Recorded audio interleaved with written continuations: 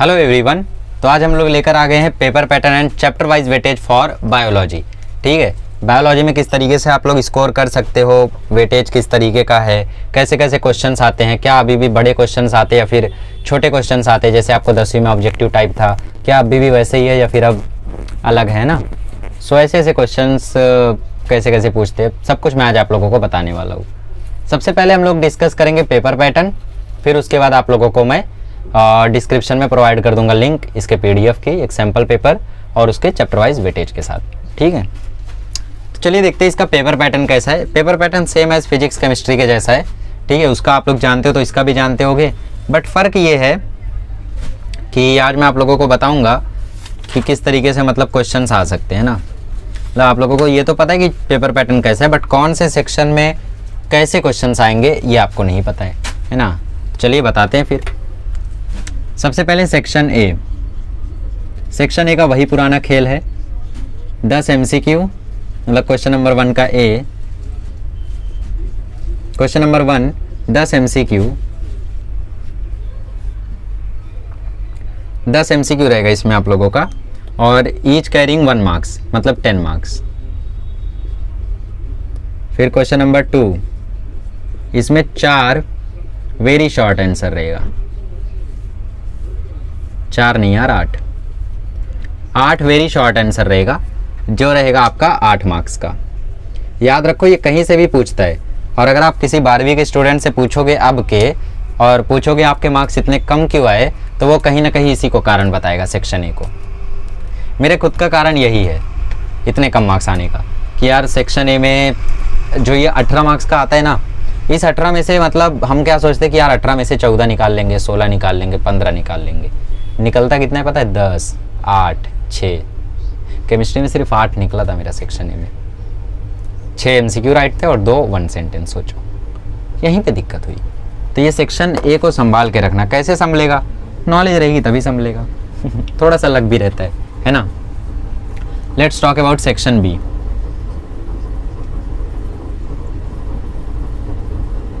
Section B में attempt any 8 out of 12 रहता है।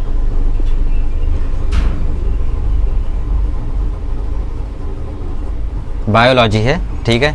सो इसमें 2 मार्क्स ईच रहता है, और कैसे कैसे क्वेश्चंस आते हैं देखो। 2 मार्क्स में ही एक मार्क्स का कुछ, 1 मार्क्स का कुछ पूछ लेगा, और 2 मार्क्स में ही 4 डिफाइन करने बोल देगा, 2 मार्क्स में 1 डायग्राम करने बोल देगा। ठीक है, कैसा कैसा क्वेश्चन पूछा जा सकता है देखो। 2 मार्क्स में वो 1 मार्क्स का आपको 1 सेंटेंस पूछ सकता है, कुछ भी 1 सेंटेंस, है ना। फिर 2 मार्क्स में आपको 4 को डिफाइन करने बोल सकता है, फिर 2 मार्क्स में आपको डायग्राम दे सकता है, 2 मार्क्स में आपको डिस्टिंग्विश दे सकता है, और 2 मार्क्स में मैच द कॉलम देगा ही देगा वो। और बाकी जो 2 मार्क्स के और हैं उनका भी मतलब ऐसा ही कुछ पैटर्न रहता है। चिंदी ही पूछता है, लेबलिंग करने बोलेगा, डायग्राम नहीं बनाने बोलेगा तो लेबलिंग करने तो बोलेगा ही ज़रूर। तो ऐसे ही 2 मार्क्स में बटा हुआ रहता है। बात करें कितना थियोरेटिकल रहेगा, कितना ऑब्जेक्टिव रहेगा, तो ये जो 12 क्वेश्चन है इसमें से 6 तो आपका ऑब्जेक्टिव टाइप रहेगा, जिनमें आप आराम से स्कोर कर सकते हो। जैसे ये डिफाइन हो गया, डायग्राम हो गया, लेबलिंग हो गया, match the column, distinguish 1 sentence. Distinguish 2 आ सकता है, मैच द कॉलम भी 2 आ सकता है ना। 2 आया था हम लोग के टाइम पे। तो यार ये सब में आप लोग डायरेक्टली स्कोर कर सकते हो। तो ये सब ऑब्जेक्टिव टाइप होता है। 12 में से 6 ऑब्जेक्टिव टाइप होगा और 6 में आंसर्स होंगे। वो आंसर्स भी कैसे? वो आंसर्स में भी आपको एम पूछ लेगा, ह्यूमन जीनोम प्रोजेक्ट का एम पूछ लेगा, DNA फिंगरप्रिंटिंग के यूजेस, ये हम लोगों को 3 मार्क्स में आया था। हो सकता है आपको 2 यूजेस पूछे 2 मार्क्स में। तो ये सब हम लोग रट के गए थे, हमें पता था ये आना ही आना है। तो बहुत एक्सपेक्टेशन से अच्छा गया था पेपर। हमने क्या सोचा? हमने सोचा यार 70 में से 40-45 आएगा बायो में लास्ट में, बट आया कितना? 50 से ज़्यादा, है ना। तो इस तरीके से होता है ये। तो सेक्शन सी। सेक्शन सी में भी अटेम्प्ट एनी 8 आउट ऑफ 12,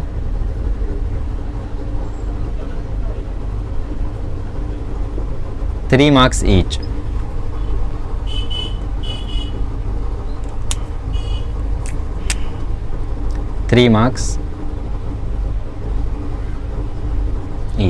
हर एक के लिए कितना मार्क्स? 3 मार्क्स।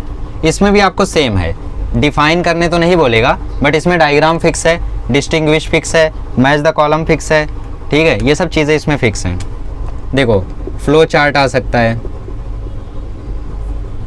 लेबलिंग आ सकती है, मैच द कॉलम आएगा, फिक्स है, ठीक है, डायग्राम फिक्स है, यूजेस फिक्स है, एम फिक्स है, और कुछ क्वेश्चंस होंगे तो उनको देख लेना, ठीक है। तो कुछ चीज़ें 12 में से 6 देखो ऑब्जेक्टिव टाइप होगा, और बाकी जो 6 होंगे वो थोड़े से सब्जेक्टिव टाइप के होंगे। तो इस तरीके से इसमें क्वेश्चन आएगा। बाकी सेक्शन डी जो है, सेक्शन डी में है attempt any 3 out of 5।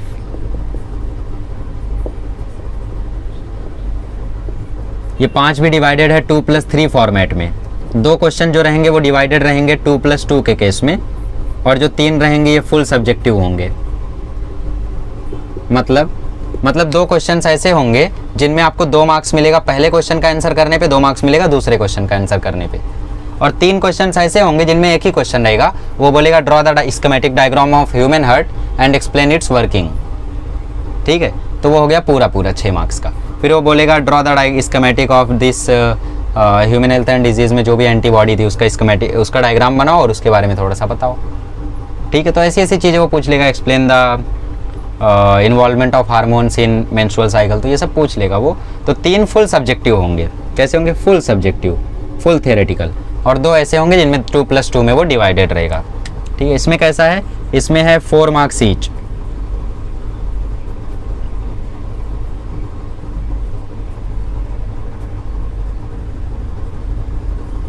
4 marks for each. समझ में आ गया क्या पैटर्न है? सिंपल है। 10 MCQ, 8 very short answer. Section B में 8 करना है 12 में से, जिसमें से 6 ऑब्जेक्टिव टाइप रहेगा, 7 भी हो सकता है, और 6 सब्जेक्टिव रहेगा। 12 में से 8 करना है, इसमें तो 6 सब ऑब्जेक्टिव रहना ही रहना है। मैच द कॉलम 2 आ सकता है, ठीक है। फ्लो चार्ट आना ही आना है, डायग्राम आना ही आना है, यूजेस एम्स आना ही आना है। लेबलिंग का इसमें कुछ कह नहीं सकते, बट इसमें आना ही आना है, बाकी क्वेश्चन अलग। ये 5 में से जो 3 करना रहता है, इसमें 3 फुल सब्जेक्टिव होते हैं, और वो फुल सब्जेक्टिव में से भी मतलब एक्सरसाइज से भी आने का चांस रहता है, ठीक है। तो सेक्शन ए होता है 18 मार्क्स का, सेक्शन बी होता है 16 मार्क्स का, सेक्शन सी होता है 24 मार्क का। यार इतना सुंदर लिखे हो, कहाँ है बिगाड़ रहे हो आखिरी में पटेली मार के, ठीक है ठीक है ठीक है ठीक है। तो ये सब होता है आप लोगों का, तो अच्छे से इसको नोट कर लो, और इसके बाद मैं आपको बताता हूँ चैप्टर वाइज वेटेज। ये 18 मार्क्स का, ये 16 मार्क्स का, ये 24 मार्क्स का, ये 12 मार्क्स का, ठीक है। इस तरीके से आपके 70 मार्क्स होते हैं। समझ में आ गया पूरा पेपर पैटर्न? चलिए देखते हैं चैप्टर वाइज वेटेज। चलिए अब देखते हैं हम लोग चैप्टर वाइज वेटेज।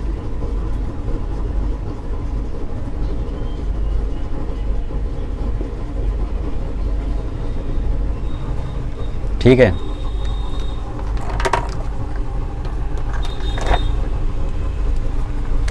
सबसे पहला chapter reproduction,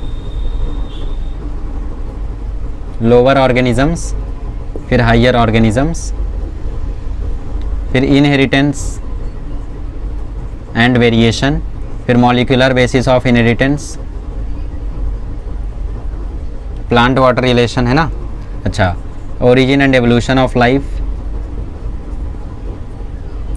plant water relation, plant nutrition, है ना, plant growth and mineral nutrition, फिर क्या है रेस्पिरेशन, फिर क्या है control and coordination,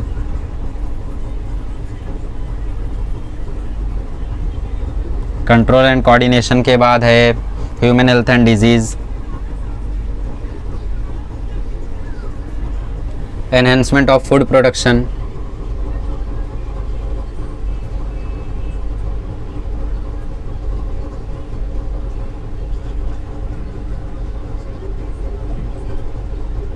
organism and population biotechnology, biotechnology, organism and population, organism and population, population, और फिर इकोसिस्टम, फिर बायोडाइवर्सिटी, कंजर्वेशन, एनवायरमेंटल इशू। तो इकोसिस्टम और इसको बायोडाइवर्सिटी लिख देता हूँ शॉर्टकट में। तो ये 15 चैप्टर्स आपके सब्जेक्ट में हैं, ठीक है। वेटेज की बात करें तो पहला चैप्टर है आपका 6 मार्क्स का, दूसरा चैप्टर है आपका 6 मार्क्स का। इसको मैं किसी और इंक से लिखता हूँ, नंबरिंग कर देता हूँ, पहला, दूसरा, तीसरा, चौथा, पाँचवां, छठा, सातवां, आठवां, नौवां, 10वां, 11वां, 12वां, 13वां, 14वां, 15वां। ठीक है, तो 12, 13, 14, 15। ओके, तो इसका हम लोग चैप्टर वाइज वेटेज देख लेते हैं। पहला चैप्टर है आपको 6 मार्क्स का और 8 मार्क्स का विथ ऑप्शन। दूसरा चैप्टर भी 6 मार्क्स का, 8 मार्क्स का विथ ऑप्शन। फिर तीसरा चैप्टर आपको 4 मार्क्स का, 6 मार्क्स का विथ ऑप्शन। ये भी आपको 4 मार्क्स का, 6 मार्क्स का विथ ऑप्शन। ये भी आपको 4 मार्क्स का, 6 मार्क्स का विथ ऑप्शन। ये आपको 5 मार्क्स का, 7 मार्क्स का विथ ऑप्शन। और ये आपको 5 मार्क्स का, 7 मार्क्स का विथ ऑप्शन। ये आपको भैया 7 मार्क्स का और 10 मार्क्स का विथ ऑप्शन। ये आपको 8 मार्क्स का और 11 मार्क्स का विथ ऑप्शन। तो बायोलॉजी में भैया 8वां और 9वां चैप्टर जान है। चीट लेके गए थे बच्चे रेस्पिरेशन और कंट्रोल कोऑर्डिनेशन का हम लोग के टाइम पे, और पता चला खोल ही नहीं पाए, इतना हिम्मत ही नहीं हुआ। ठीक है, ह्यूमन हेल्थ बहुत ही बेकार है यार, 3 मार्क्स का है, 4 मार्क्स का इसका वेटेज है। चाहो तो इसको छोड़ सकते हो, रिकमेंड नहीं करूँगा, बट छोड़ना है तो इसको छोड़ना, इनमें से किसी को मत छोड़ना। Enhancement of food production 4 marks का है, विथ ऑप्शन 6 मार्क्स का है, बट छोड़ना मत। बायोटेक्नोलॉजी 5 मार्क्स का है, विथ ऑप्शन 7 मार्क्स का है। ऑर्गेनिज्म एंड पॉपुलेशन 3 मार्क्स का है, विथ ऑप्शन 4 मार्क्स का है। तो क्या इसको छोड़ दूँ? बिल्कुल नहीं, करना ही करना है। इकोसिस्टम 3 मार्क्स का है, विथ ऑप्शन 4 मार्क्स का है, करना है, छोड़ना मत।